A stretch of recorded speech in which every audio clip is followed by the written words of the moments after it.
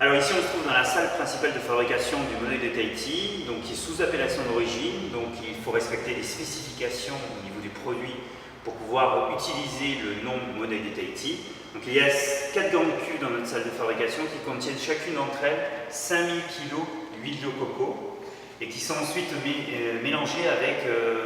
10 fluorolitres de tiare, c'est-à-dire 60 000 tiare Tahiti vont baigner à l'intérieur de chacune des cuves de façon à macérer et à libérer leur principe actif à la fin des 10 jours qui sont les minimums qui est requis pour respecter l'appellation d'origine et avoir un produit conforme à l'attente du consommateur. Donc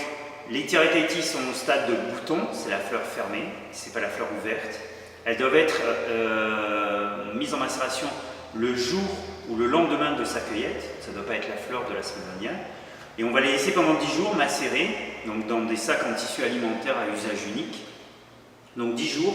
on va les laisser macérer, on va agiter régulièrement de façon à libérer tous les principes actifs de la fleur à l'intérieur de l'huile. Alors une fois que la décantation s'est opérée pendant quelques jours, pendant 3 jours, au bout des 10 jours, on va donc filtrer le produit de façon à éliminer toutes les particules, tous les sédiments inutiles et impropres à la consommation, et on va ajouter, juste avant de remplir les flacons ou de remplir nos containers qui vont finir à l'exportation, on va ajouter ce qu'on appelle de la vitamine E naturelle, qui est un antioxydant qui rallonge la durée de vie du produit, qui permettra ensuite sur l'huile de monoeil, une fois qu'elle a été produite ici à l'usine, de la conserver environ 4 ans jusqu'à l'utilisation par le consommateur. Merci beaucoup Olivier pour cette explication.